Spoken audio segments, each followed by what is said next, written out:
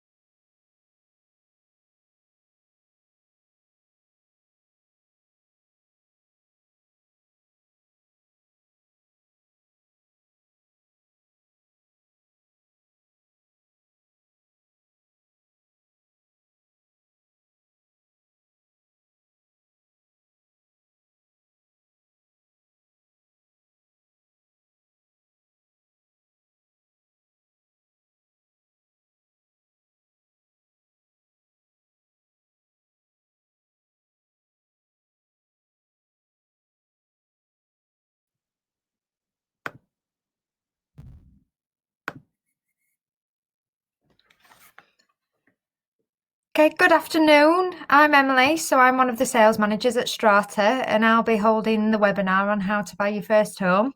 Thank you for taking the time out on a Saturday afternoon, and I hope you find it useful.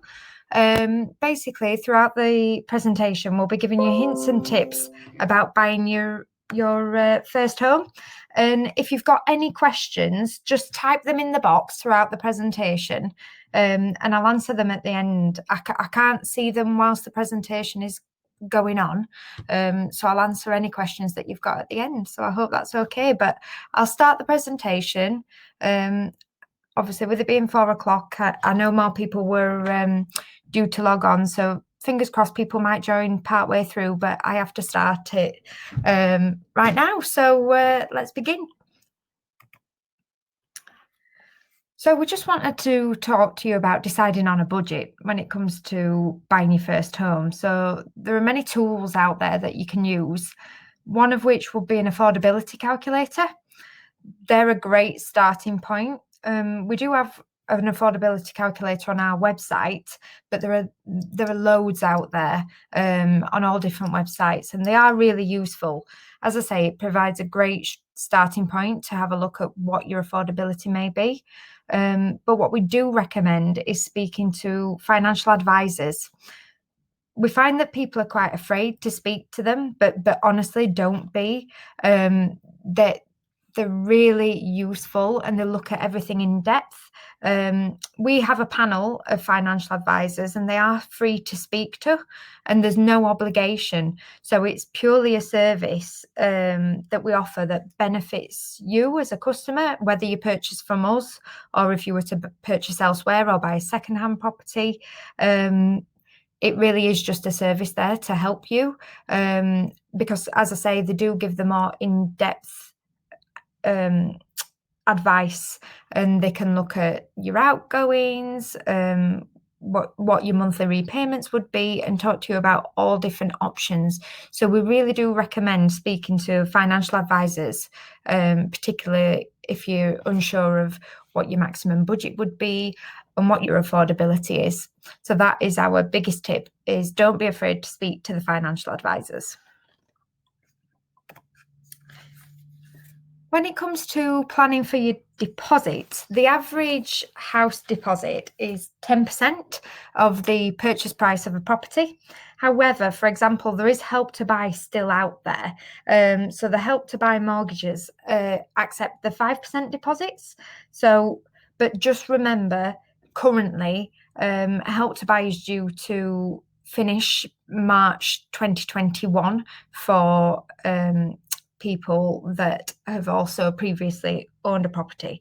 So just remember, the house build must be completed by the end of this year to be using Help to Buy, unless they were to extend it, but there's been no confirmation of that at the moment. So just remember, the house build must be complete by the end of this year to use Help to Buy.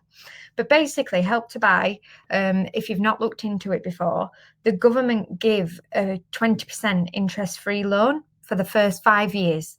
So that reduces the loan to value, meaning that the mortgage repayments are lower. So it allows you to save more in that first 5 years. So it is a really, really popular scheme. It allows people to get potentially maybe a bigger house than they thought they could necessarily afford because of that government loan, and you only need to put in that 5% deposit. So that is a really, really popular scheme. So that's an option for people as well. So, as I mentioned, one of the options is Help to Buy that I've just touched on. It must be for a property that will be your main residence. So you can't own more than one property if you're using Help to Buy. And the maximum purchase price currently is £600,000. If the government doesn't extend it, after March 2021, they're looking at bringing in caps. So that might change the price that people could purchase on using Help to Buy, whereas currently the maximum purchase price is £600,000. There are other alternative schemes that are becoming really, really popular, and more popular than they've ever been, such as Home Reach, which is a shared ownership scheme. So like Help to Buy, you only need a 5% deposit, but you can start owning at 50% of the property share. So another good thing of Home Reach is once you legally complete on the property, you have the opportunity to one day increase that share and eventually own 100% of it. So again, another option that people look at is actually giving that 5% deposit, owning 50% with the aim to one day own 100%, and it allows them to get potentially the bigger house that they were after at that 50% share with no plan on necessarily moving. But you can always sell. You don't have to stay. It doesn't have to be a forever home. It's just a good option that's there that you can eventually own 100% of it. You don't have to do it in one lump sum, but you can do it in one lump sum as well. But you can step ladder it. So, you don't have to worry about necessarily having all of it all at once. You can gradually pay off so you own more of the share. So that, again, is a really popular option as well as Help to Buy. ISAs. So some of you may already have a Help to Buy ISA. It's now closed for new applicants. But if you do have one, the government gives you £50 for every £200 you save in the ISA, and the maximum bonus you can receive is £3,000. If you're buying with a partner and both of you have an ISA, you could receive a government bonus of up to £6,000. So if you've got one, it's definitely worth putting, if you can, putting that money in each month so that you benefit from the government bonus. It really is a fantastic ISA to have. If you've not got the ISA, there's another option, which is the lifetime ISA. So the lifetime ISA can also be used for buying your first home or for retirement. It lets you save up to £4,000 per year, and they add a 25% bonus. So you can, for example, you can get £1,000 per year if you were to save £4,000 a year. You can also earn interest on whatever you save. You've got to be aged between 18 to 39 to open one. However, if you've previously owned a home before, you can't use it towards buying your first home. You'd have to use it towards retirement. The property must be priced at £450,000 or less. But again, if you're buying with a partner, you can earn double the bonus. So it is a really good option as well for those of you that may not have had the opportunity of the Help to Buy ISA. It's good to know that there are other alternatives out there.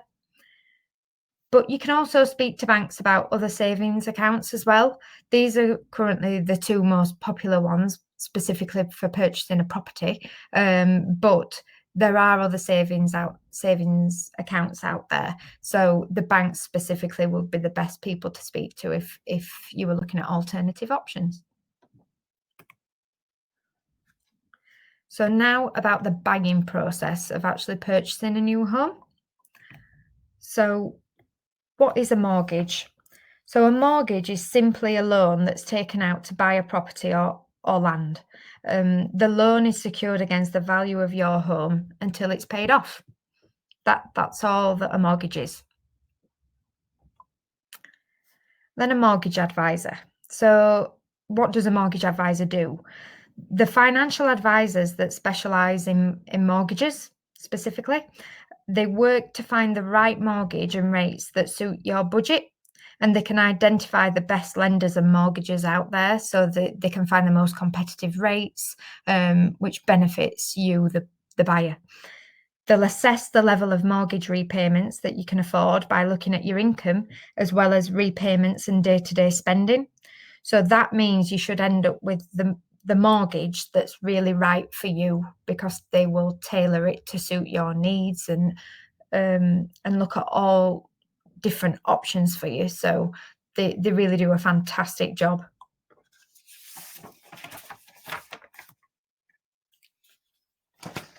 Why do you need a solicitor when you're buying a home? So they handle all the legal aspects of buying the property for you. They keep you updated regularly and support you through the process.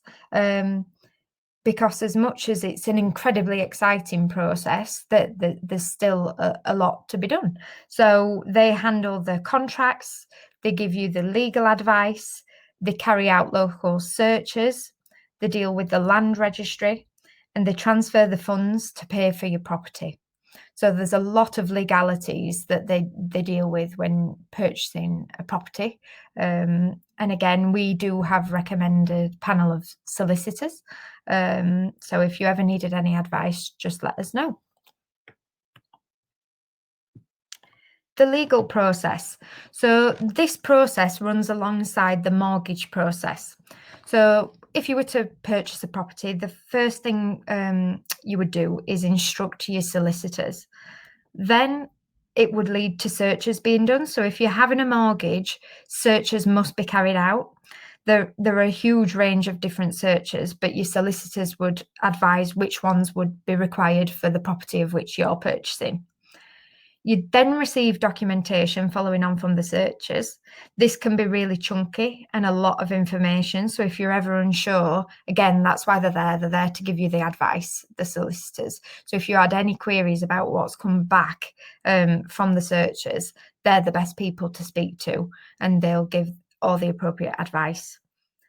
Then once the searches have come back and they're all okay, that's when you would sign the contracts. Once you've signed those, you'd send them back via recorded delivery to the solicitors, and that's when they would carry out the exchange of contracts. So that's when it's really exciting, and it means you're legally committed to buying the property at that point.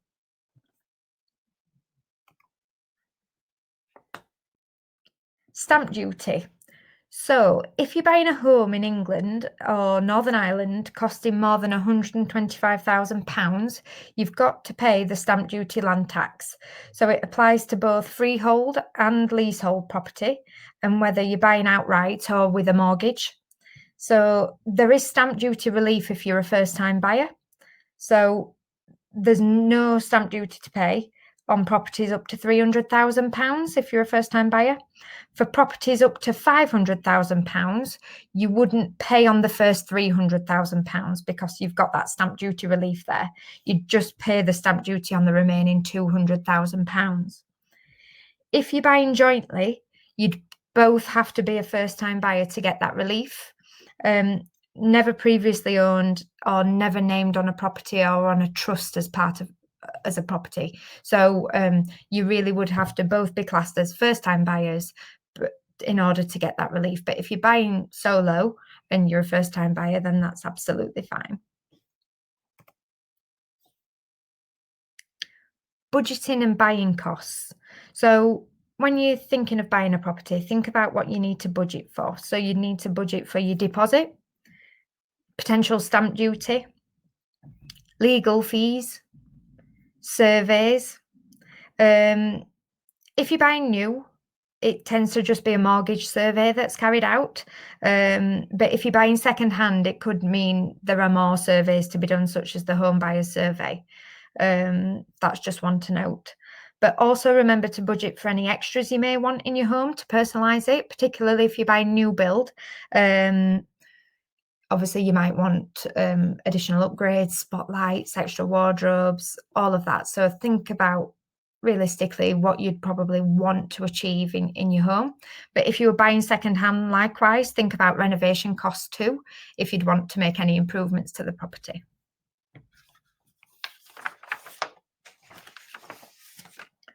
Budgeting and running costs. So think about the running costs of a property realistically. So always bear in mind there's council tax.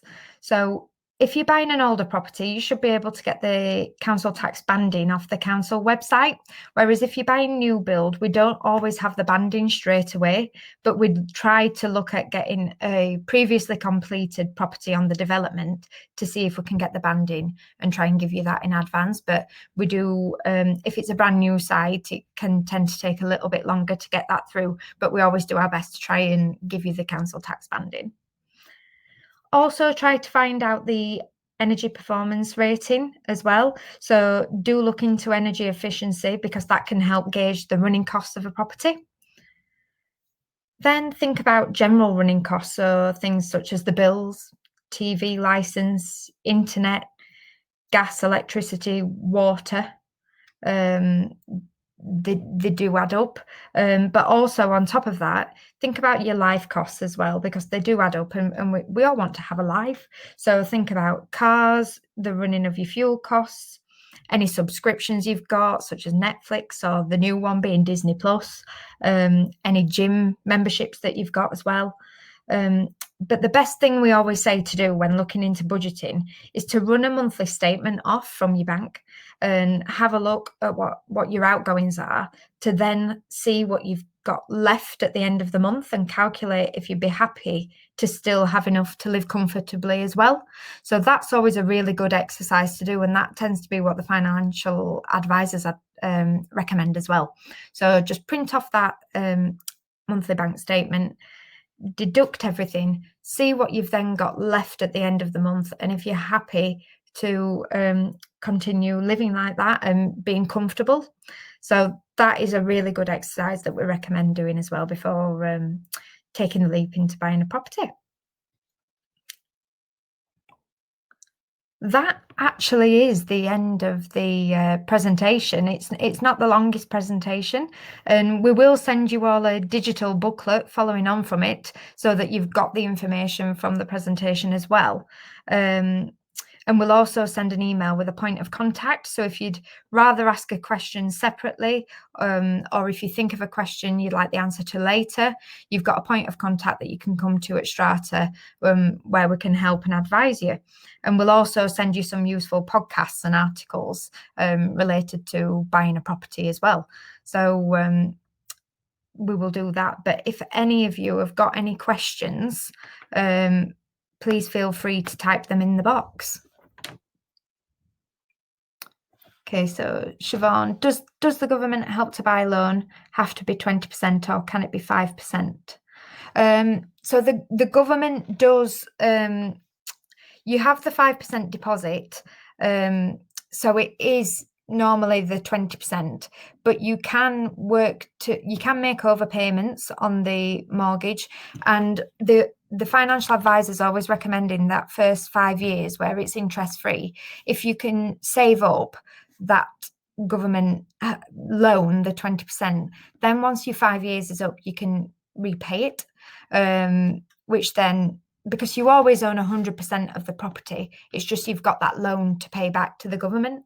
So yes, it would be putting the 5% down, and the government would give you that 20% loan.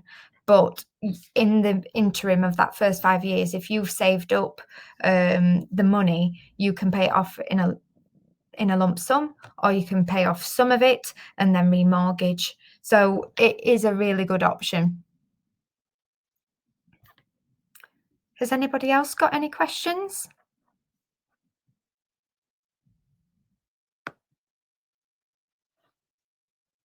No? Okay, no worries. I hope you found it useful, and thank you for your time on a Saturday afternoon.